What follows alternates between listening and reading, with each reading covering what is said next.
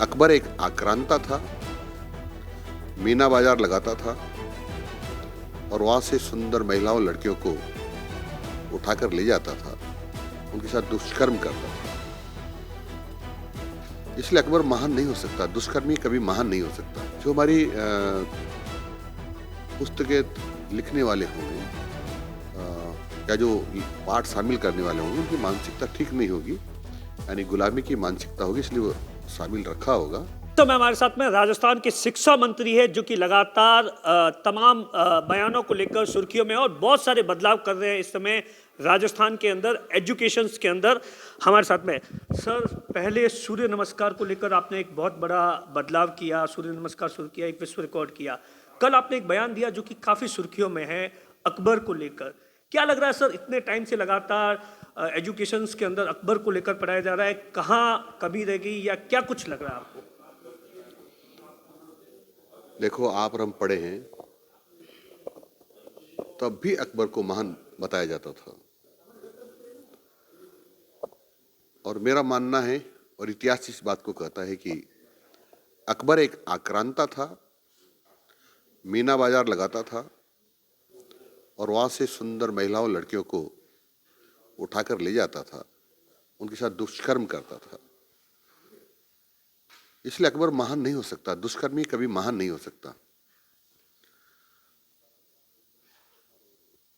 तो सर, इससे पहले भी आपकी सरकार रही, तमाम चीज़ों को लेकर क्या किया गया और अब आप किन किन पाठ्यक्रम को लेकर विशेष तौर से आपने रिव्यू किया? आपको लगता है कि ये तमाम चीज़ें हैं जो बच्चों को नहीं सीखनी चाहिए और ये तमाम चीज़ें हैं जो बच्चों को पहली कक्षा से सीखनी चाहिए, या तमाम चीज़ें? हमारे जो हिंदुस्तानी हैं, जो देशभक्त हैं, क्रांतिकारी, जो देश की रक्षा के लिए लड़ाई लड़ी है, वो भी बहुत ऐसे प्रेरणा पुरुष हैं, उनको पढ़ाया जाना चाहिए। ऐसे बलात्कारियों को पढ़ाने की कोई जरूरत नहीं है। क्या लगता है सर, इतने टाइम से पढ़ाया जा रहा है, कहीं ना कहीं क्या कोई विचारधारा को थोपने की कोशिश की जा रही थी या क्या कर रहा था? जो हमारी पुस्तकें लिखने वाले होंगे या जो पाठ शामिल करने वाले होंगे, उनकी मानसिकता ठीक नहीं होगी, यानी गुलामी की मानसिकता होगी, इसलिए वो शामिल रखा होगा। मेरी जानकारी के अनुसार अभी अ, अकबर को इतना बड़े लेवल पर नहीं पढ़ा रहे हैं, परंतु फिर भी मैं सारी समीक्षा करवा रहा हूँ, एक कमेटी बना रहा हूँ। वो कमेटी जानकारी देगी कि कहाँ कहाँ पर आपत्तिजनक या इतिहास को तोड़ मोड़ कर पढ़ाया जा रहा है। जो इतिहास को तोड़ मोड़ कर पढ़ाया जा रहा होगा, हमारे महापुरुषों को छोटा दिखाया जा रहा होगा, हमारे बलिदानियों क्रांतिकारियों के बारे में नेगेटिव होगा, उन सबको उठाएंगे। सर, कल एक ट्वीट किया था आपने, कोटा की घटना को लेकर भी जिक्र किया जहां पर बच्चे के साथ में, क्या लग रहा है कि जिस तरीके से बच्चों के साथ में, और दूसरा एक और मेरा सवाल है, कुछ एक बच्चों को लेकर, नाम को लेकर भी होता है कि हाँ उन्हें नमाज पढ़ाया जाता है, इन तमाम चीज़ों को लेकर भी आप लगातार अपने बेबाक बयान दे रहे, क्या जरूरत पड़ गई सर?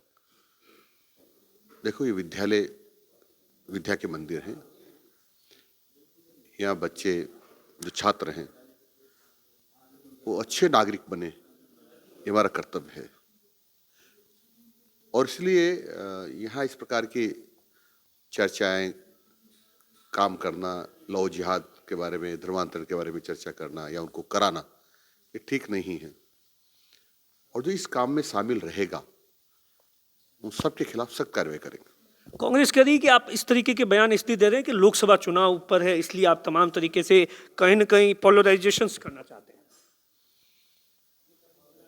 मैं तो पहले भी यही बात करता था, अब भी यही बात कर रहा हूँ। चुनाव तो हर 5 साल में आते हैं। लोकसभा के चुनाव भी 5 साल में आते हैं, विधानसभा के चुनाव भी 5 साल में आते हैं, पंचायत राज के चुनाव भी 5 साल में आते हैं। इसलिए चुनाव से इनका कोई लेना देना नहीं है। सर, एजुकेशन के अंदर क्या लग रहा है कि जो बेरोजगार है वो इंतज़ार कर रहे हैं भर्तियों को लेकर, क्या लग रहा है कब खुशखबरी मिलेगी, चाहे सेकेंड ग्रेड की या तमाम जितने भी? आपने अभी तक 2 महीने की रिव्यू में, और पिछले सरकार ने क्या कुछ किया? पिछली सरकार ने जो कुछ किया है वो पूरी प्रदेश प्रदेश के सामने है। जो कुछ उन्होंने किया है वो पूरे प्रदेश के सामने है। क्योंकि आपने देखा होगा, भर्तियां उन्होंने निकाली, लेकिन उनको भर्ती करना ही नहीं था, इसलिए पेपर आउट करवाए, चोरी करवाए, खुद के लोगों से ही चोरी करवाए और खुद ने ही चोरी किए और ऐसे लोगों को उनकी रखवाली बिठाया जो खुद चोर थे और इस आधार पर पेपरों को बेचा गया, वो तो हम नहीं होने देंगे। लेकिन हमारी कोशिश रहेगी कि जो भी कंपटीशन एग्जाम हो वो बहुत फेयर हो। पेपर लीक को लेकर सर अभी भी यूपी के अंदर जबरदस्त तरीके से प्रदर्शन चल रहा है। आपने इन तमाम चीज़ों को लेकर रिव्यू करके किस तरीके की पॉलिसीज बनाई है ताकि किसी भी बेरोजगार को इस तरीके की समस्या से नहीं जूझना पड़े? इस संबंध में माननीय मुख्यमंत्री जी ने SIT बनाई हुई है, वो कार्रवाई कर रही है और संभव तो सुझाव भी देगी, उसके आधार पर आगे की कार्रवाई होगी। सर लोकसभा चुनाव सर पर है, क्या लग रहा है राजस्थान में इस बार फिर से तीसरी बार इतिहास 25? तीसरी बार नहीं, जब भी चुनाव होंगे, तीसरी बार हो, चौथी बार हो, पांचवी बार हो, छठी बार हो, तभी भारतीय जनता पार्टी की 25 की 25 सीट राजस्थान में आएगी और तीसरी बार तो आएगी ही। एजुकेशन को लेकर जितने भी स्कूलें हैं, क्योंकि पिछली सरकार पर आप लोग आरोप लगाते थे कि भाई क्रमोन्नत कर दी, जैसे 10th थी 12th कर दी, कहीं ना कहीं जो स्टाफ की कमी है उस कारण से बच्चों का प्रॉपर एजुकेशन नहीं हो पाता है। उसके लिए सर क्या आपने रिव्यू के अंदर देखा और किस तरीके से उसे ठीक किया जा रहा है? देखो, मैं इस बात का पक्षधर हूं कि जितने संसाधन हमारे पास हैं उतना ही उसका विस्तार किया जाए। हम लगातार विस्तार करते जा रहे हैं और हमारे पास अध्यापक नहीं है, भवन नहीं है, तो मैं समझता हूँ बच्चों के साथ जाती है। सर इंग्लिश मीडियम स्कूल को लेकर भी आप पर, आपकी बीजेपी पर, मतलब सरकार पर आरोप लग रहे हैं कि आप बंद कर रहे हैं, जबकि दूसरी तरफ कांग्रेस कह रहे हैं कि इनके बड़े बड़े मंत्रियों के बच्चे विदेशों में पढ़ते हैं। सारी भाषाओं का ज्ञान होना ठीक है, होना चाहिए, सब भाषाएं सीखना चाहिए, लेकिन भाषा का ज्ञान देने का बोर्ड तो आप लगा दो, लेकिन उसके शिक्षक ना हो, भवन ना हो, तो कैसे बच्चे वो भाषा को सीखेंगे या कैसे उस माध्यम में पढ़ेंगे? इंग्लिश माध्यम विद्यालय खोल दिए इन्होंने, लेकिन इंग्लिश के टीचर तो लगाए ही नहीं, कौन पढ़ाएगा? भवन तो है नहीं, कहाँ बैठेंगे? इसलिए हमारे पास सही संसाधन नहीं है, तो इस प्रकार के विद्यालय नहीं खोलना चाहिए।